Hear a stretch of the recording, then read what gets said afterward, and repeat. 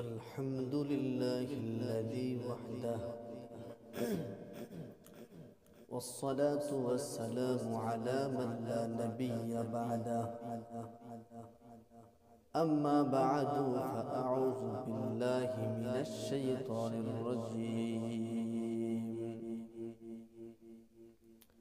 بسم الله الرحمن الرحيم إن الذين آمنوا وعملوا الصالحات كانت لهم جنات الفردوس نزلا صدق الله العظيم الحمد لله শাবান মাস চলতেছে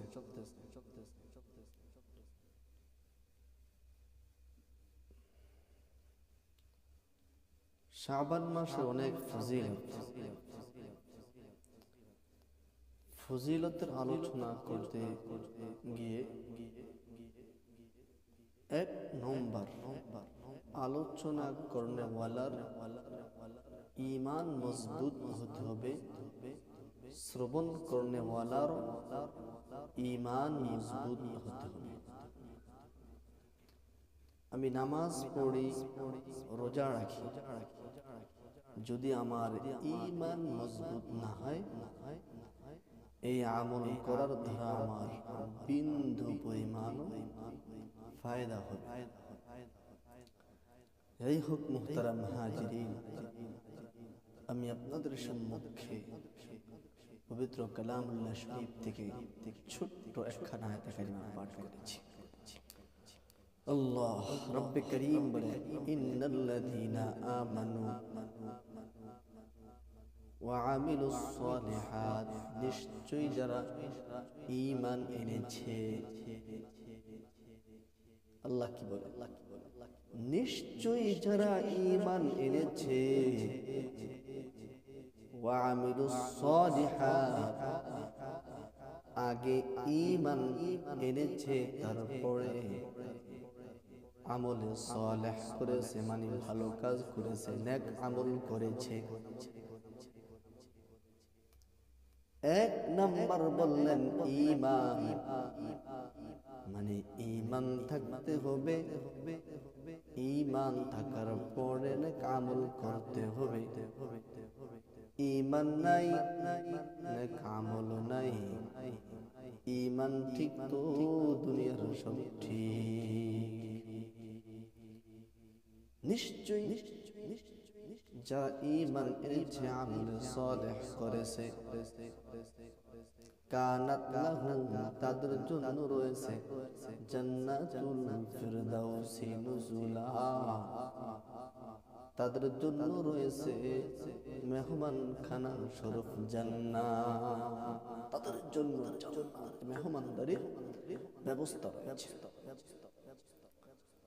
মুহতারাম হাজিরিন, রাসূল আরবি সাল্লাল্লাহু আলাইহি ওয়াসাল্লামের সাহাবী হযরত আবু হুরায়রা রাদিয়াল্লাহু তাআলা আনহু বলেন, আল ঈমানু বিদ'উ ওয়া সাবউনা শু'বা, ঈমানের ৭০-এর অধিক শাখা প্রশাখা রয়েছে। গাছ একটা, কিন্তু গাছের ডাল হলো অনেক। গাছ একটা, কিন্তু গাছের ঢাল বহু। ঠিক ঈমান হলো একটা গাছ, একটা গাছের নাম ঈমান। ঈমানের একটা শাখা হলো আল্লাহকে বিশ্বাস করা, আরেকটা শাখা হলো ফেরেশতাদেরকে বিশ্বাস করা। মুসলমান বন্ধুরা আমার, ঈমানের এরকম ৭৭-৭৭-৭৭-এর উপরও শাখা শাখা রয়েছে। তার মধ্যে আফদলুহা কাউলু লা ইলাহা ইল্লাল্লাহ,